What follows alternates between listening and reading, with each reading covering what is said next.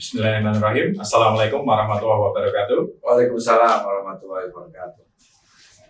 Sobat Sejati yang berbahagia, pada kesempatan kali ini kita berjumpa lagi ngobrol santai untuk kesekian kali kita bisa sharing tentang kesehatan yang diselenggarakan oleh RSUD Dr. Raden Sujati Sumodiarjo, Purwodadi, Kabupaten Grobogan. Tema kali ini menarik sekali, yaitu tentang stroke, salah satu penyakit saraf yang familiar tentang stroke ini. Sudah hadir bersama kita Dr. Hasim, spesialis saraf. Beliau adalah dokter spesialis saraf di rumah sakit kami. Selamat pagi, dokter. Selamat pagi. Senang sekali, dokter, kita bisa ngobrol santai tentang stroke ini, dokter. Menarik sekali. Di tengah-tengah masyarakat memang familiar, dokter, stroke. Ya. Cuma yang dipahami di tengah masyarakat itu sudah sesuai dengan apa yang jadi definisi stroke itu kita akan bahas untuk kali ini. Ya. Mungkin ada beberapa hal yang perlu disampaikan, dokter, untuk penyakit stroke ini, dokter. Ya. Terima kasih atas waktu yang diberikan kepada saya. Selamat pagi semuanya. Pada kesempatan ini saya akan membahas dan mengupas sebagian mengenai stroke. Ya.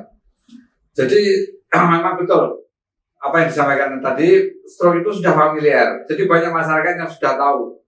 Hanya masalahnya banyak sekali mestinya aturan-aturan ya yang harus diketahui oleh masyarakat yang sampai saat ini belum diketahui.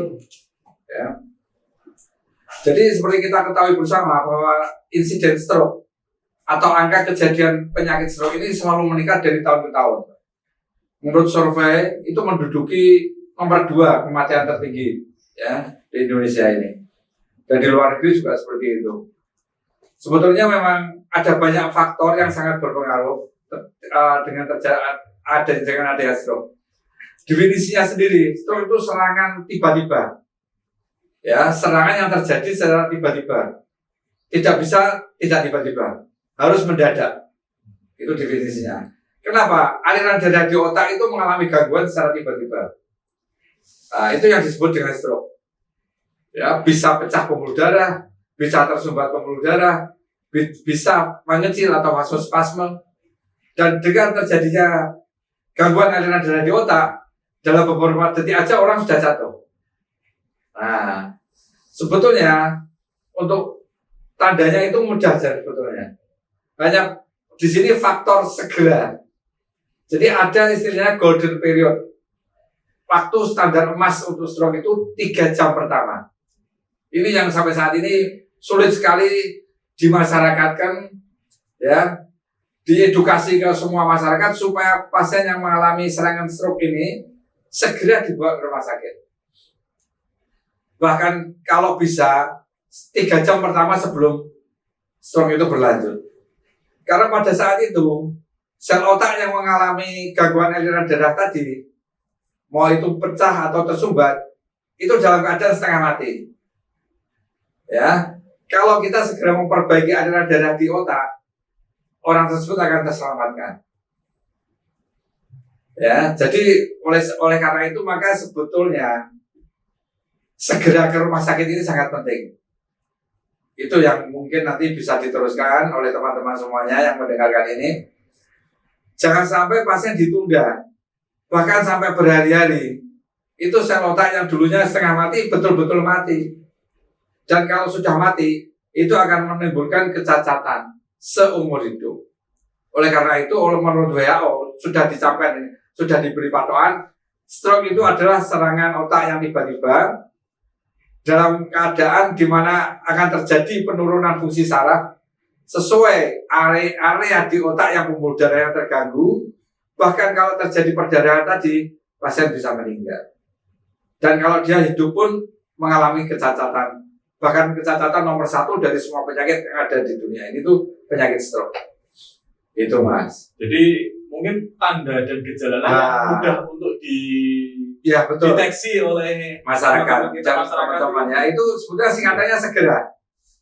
Ya, senyum. Biasanya pasien itu semuanya akan menceng-menceng, miring.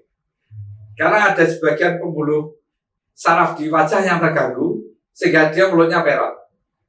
Dari senyum itu kita bisa melihat, loh, ini kok tidak normal. Nah, itu Mas. Yang kedua, gerakan. Nah, jadi yang dulunya tangannya bisa diangkat, sekarang kok lambat satu. Atau yang satu kok tidak bisa. Nah, ya. Kemudian, segera. Jadi, rangsangan sarafnya terganggu semua. Dia bicaranya, segera tuh bicaranya jadi pelo. Yang dulunya bicaranya lancar, ini kok R-nya tidak jelas. Nah, itu harus sudah diwaspadai. Ada yang tidak beres dengan daerah. Jadi singkatannya mudah sebetulnya, segera. Senyum, gerakan, bicara. Gerakan dan bicara. Ya. Itu yang paling mudah dideteksi.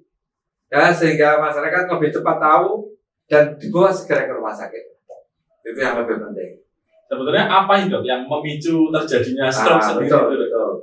Jadi memang betul, stroke itu tidak mungkin terjadi tanpa sebab. Bahkan semua kejadian di dunia ini kita tahu pasti ada sebabnya. Ada istilah yang disebut sebagai faktor risiko, Mas. Faktor risiko penyebab terjadinya stroke. Bahkan dibedakan antara ada dua, mayor dan minor. Yang mayor itu faktor risiko yang besar. Apa itu? Ada 3 penyakit utama. Hipertensi, diabetes, dislipidemia. Di sini gambaran penting. Ya, jadi saya sarankan orang-orang yang sudah menderita darah tinggi, ya itu betul-betul kontrol teratur, mengonsumsi obat sesuai dengan anjuran dokter. Artinya obat itu bisa menurunkan tekanan darahnya. Ya, begitu juga dengan diabetes mellitus atau DM atau kencing manis. Masyarakat pun masih banyak yang belum tahu. Saya pernah tanya ke pasien, apa menderita diabetes? Tidak, Pak. Tapi punya gula sudah lama loh. Dia tidak tahu istilah diabetes itu penyakit gula. Jadi memang awam itu perlu diberikan edukasi ya yang benar. Mungkin oleh teman-teman yang lain nanti bisa disambung. Diabetes, kencing manis itu penyakit seumur hidup. Begitu juga dengan hipertensi. Ini yang salah sekali. Masyarakat masih belum tahu. Bahkan saya sering memberi info kepada dokter-dokter umum, jangan lupa kalau orang sudah hipertensi dan diabetes, dia harus mengendalikan dietnya terutama. Makanan-makanan yang memacu diabetes, makanan-makanan yang memacu tekanan darah tinggi. Kalau dengan itu masih tekanan darah masih tinggi, harus mengkonsumsi obat. Nah, mengkonsumsi obat yang cocok artinya. Jangan sudah, ayo minum obat kaptopril, diabali minum kaptopril, kok tensinya masih 200. Artinya obatnya tidak berefek, percuma. Nah, oleh karena itu maka obat antihipertensi itu puluhan sampai ratusan macam. Jadi kalau dengan satu obat masih tinggi, diganti yang lain. Masih tinggi, diganti yang lain sampai tekanan darahnya itu turun. Mendekati normal. Begitu juga dengan hipertensi dan dislipidemia, kolesterol, trigliserid, asam urat yang tinggi. Itu betul-betul harus dikendalikan. Sebenarnya stroke ini bisa dicegah, dokter. Betul sekali. Ya, jadi memang dengan mengendalikan faktor-faktor risiko tadi, ditambah yang minor, Mas, perlu saya sampaikan. Yang minor itu ada puluhan, Mas. Rokok, kegemukan, tidak pernah olahraga, mengonsumsi alkohol, begadang, itu kalau saya identifikasi ya. Yang saat ini saya prihatin sekali itu dengan minuman-minuman penyegar. Beri label di situ hanya energi, padahal itu etanol. Dan ini merusak darah. Ya, bahkan saya punya pengalaman dengan satu pasien yang masih umurnya 35 tahun, pemain bulu tangkis yang tiap pagi latihan, sore latihan, tapi ada tapinya. Sebelum berlatih dia minum 1 botol, setelah berlatih dia minum lagi 1 botol, 2 tahun dia stroke. Karena suplemen yang tidak terkontrol dan berbahaya.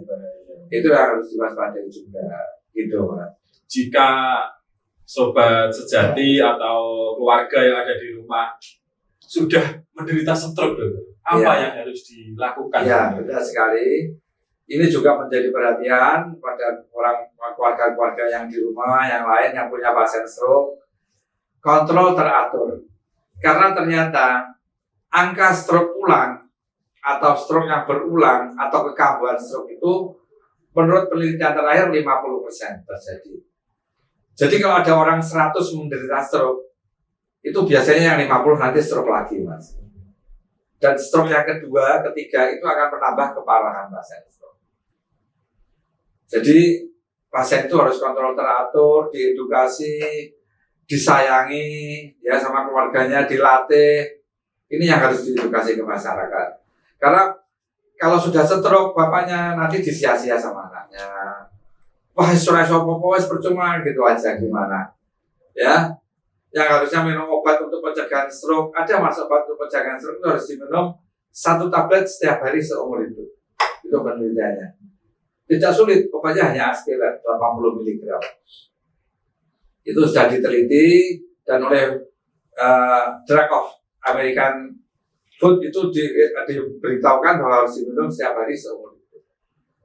Kemudian kita mengendalikan faktor risiko yang lain seperti tadi, kalau ada gula, kolesterol. Kemudian pasien itu dilatih. Ya, jadi memang pasien stroke itu perlu kontrol teratur untuk melatih karena kemampuan sarafnya akan meningkat dengan latihan-latihan. Dirangsang, ya. Dengan merangsang gerakan, sel yang mati di otak itu akan terpacu untuk berkembang lagi. Ya, lain kalau dia didiamkan aja, ya sudah tidak bisa apa-apa kalau didiamkan. Kasihan di sini. Jadi perlu nanti edukasi itu nanti mungkin kita berlanjut lagi bagaimana apa yang harus dilakukan oleh pasien-pasien stroke. Jadi menyambung dari pernyataan Dr. Hasyim tadi, sebenarnya penyakit stroke ini kondisi seperti apa, Dokter? Jika itu ada stroke berulang atau stroke yang tidak bisa kembali ke Jadi kalau pasien itu sampai kambuh lagi, Mas, otomatis fungsi sarafnya akan berkurang lebih banyak lagi. Kemampuannya yang dulu sudah bisa berdiri, yang sudah bisa berjalan, bicaranya sudah lumayan, jadi menurun lagi. Jadi tambah parah istilahnya. Bahkan seringkali stroke yang pertama itu penyumbatan, kemudian karena teledor, pasien tidak diberi obat yang sesuai, tidak dirangsang, pasiennya emosi, jengkel, terjadi stroke perdarahan. Yang kedua, itu banyak. Dan kalau sudah perdarahan, bagian-bagian otak yang mengalami kematian tadi akan bertambah luas. Dan kita tahu semuanya bahwa organ dalam kita itu kalau mengalami kematian tidak bisa regenerasi seperti kulit. Kalau kulit itu kena pisau bisa pulih lagi. Tapi kalau seperti jantung, paru-paru, ginjal, otak yang rusak, itu ya selamanya rusak. Hanya kita bisa memacu fungsi yang masih ada. Jadi kita mengaktifkan sel-sel otak yang masih aktif supaya mengambil alih kerja dari sel otak yang sudah lemah dengan cara dilatih tadi. Ya, jadi kalau sampai berulang, mau tidak mau akan terjadi kemunduran fungsi sarafnya lebih berat. Begitu, Mas. Jadi menarik sekali Sobat Sejati pembahasan kita pada hari ini. Memang di tengah masyarakat ada beberapa seperti fenomena, Dokter. Orang stroke itu ketika habis jatuh, sebenarnya itu stroke dulu jatuh atau jatuh baru stroke. Pemahaman yang kadang kita sering Dokter. Itu sebenarnya seperti apa, Dokter? Iya. Jadi sebenarnya yang betul itu dia mengalami stroke dulu baru jatuh. Ya. Jadi bukan jatuh kemudian stroke, bukan. Justru dengan tadi yang terganggunya aliran darah di otak dalam beberapa detik aja orang sudah terjatuh. Nah itu karena masalah satu tanda itu. Makanya biasanya setelah jatuh itu terjadi kelemahan atau susah bicara atau muntah atau sakit kepala, segera dibawa ke rumah sakit. Itu faktor yang sangat penting. Dan itu stroke itu sebenarnya tidak ada ringan, berat, sedang gitu loh. Ya tergantung. Ada, Mas, tergantung luas kecilnya bagian otak yang terganggu. Jadi memang stroke itu gejala klinisnya nanti seperti tadi yang saya sampaikan segera tadi ya, itu tergantung bagian otak mana yang terganggu. Jadi bisa saja stroke itu orangnya masih jalan, masih kuat, tapi tidak bisa bicara. Ya, bisa saja orangnya masih perkasa, masih bisa kemana-mana, tapi dia tidak bisa mendengar karena bagian tertentu di bagian otak itu yang mengalami kekurangan aliran darahnya. Seperti itu. Itu Sobat Sejati, kita dapat wawasan tentang stroke, mulai dari definisi sampai pencegahannya supaya kita bisa meminimalisir kejadian-kejadian yang menyebabkan penyakit stroke. Menarik sekali, Dr. Hasyim. Terima kasih atas kerawahan pada hari ini. Semoga bermanfaat buat Sobat Sejati di rumah. Dari kami, cukup sekian. Jangan lupa kegiatan ini bermanfaat. Di like, subscribe, dan share kepada teman-teman semua supaya kita bisa menerima informasi-informasi yang lebih baik lagi ke depannya. Selamat pagi. Wassalamualaikum warahmatullahi wabarakatuh. Waalaikumsalam.